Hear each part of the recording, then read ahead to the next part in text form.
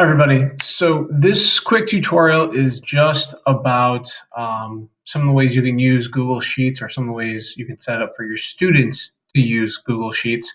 So what I have right here is I pulled up an activity that some of my students did last year, and we were doing a lab about cellular respiration. So, seeing how much CO2 is produced when yeast go through respiration. Now, in the past, I had done this, and the students took their own data and then they graphed it, and their results were okay. There's nothing super special about them.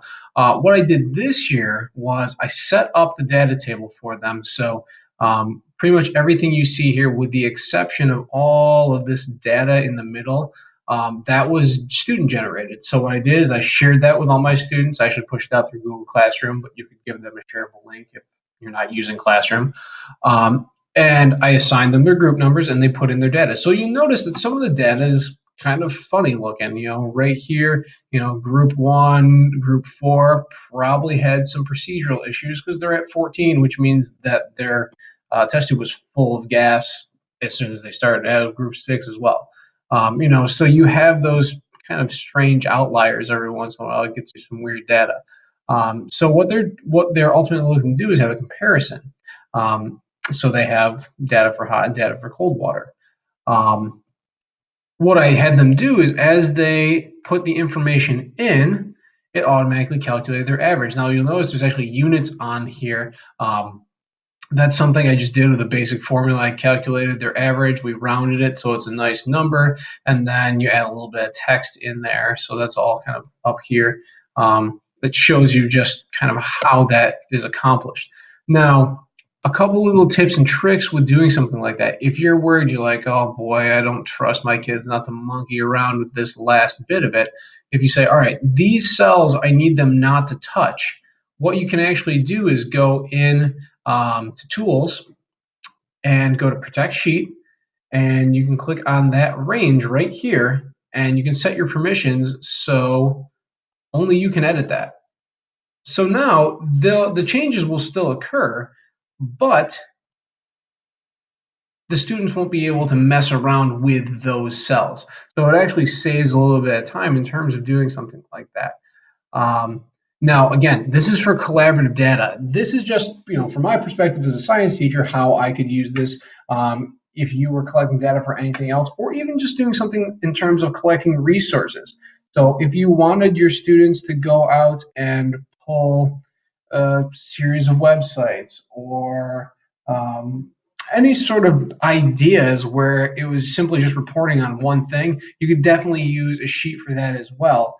And you can kind of organize that data and filter it and move everything around that way.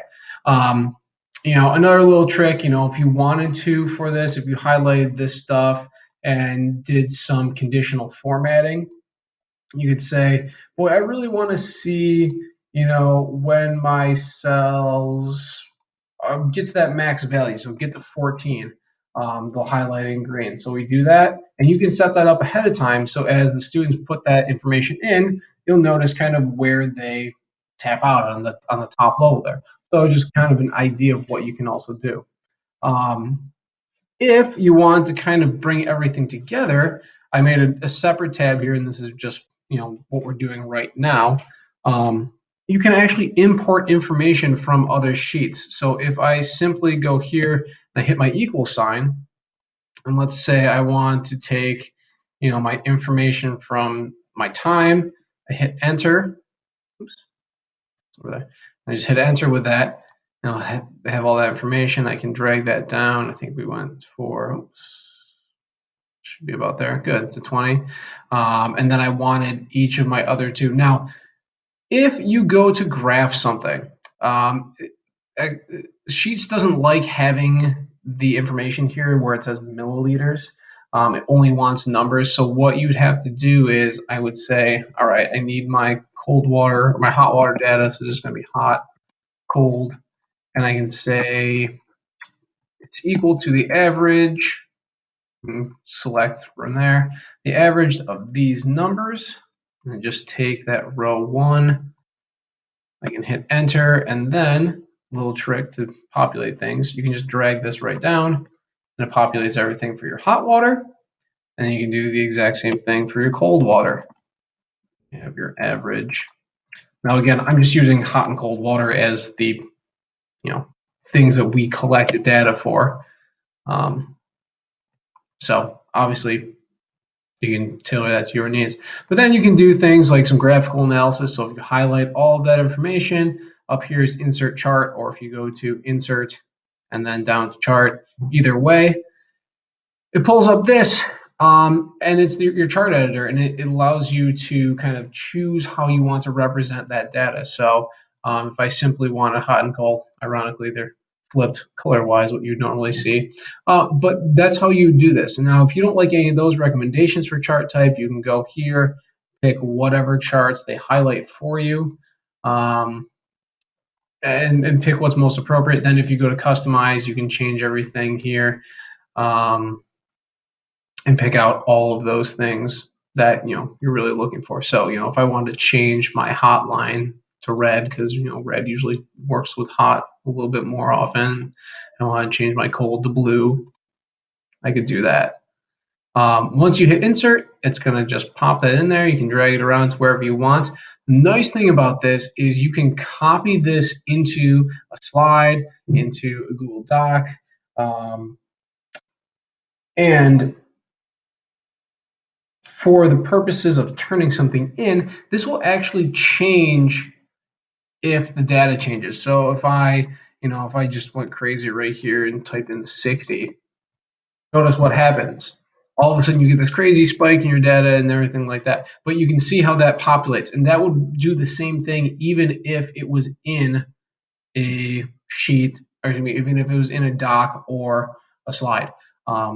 So again, this is just some basics on Google Sheets.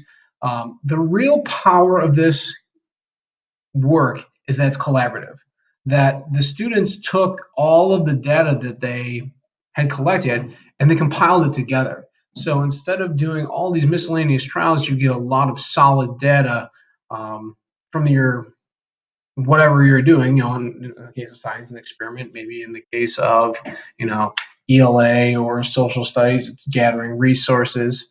Maybe for LOTE, you're looking at something like cognates or false cognates, where the students are generating a bunch of information. They all want to input that information together. So that's where that's one of the ways that you can use Google Sheets.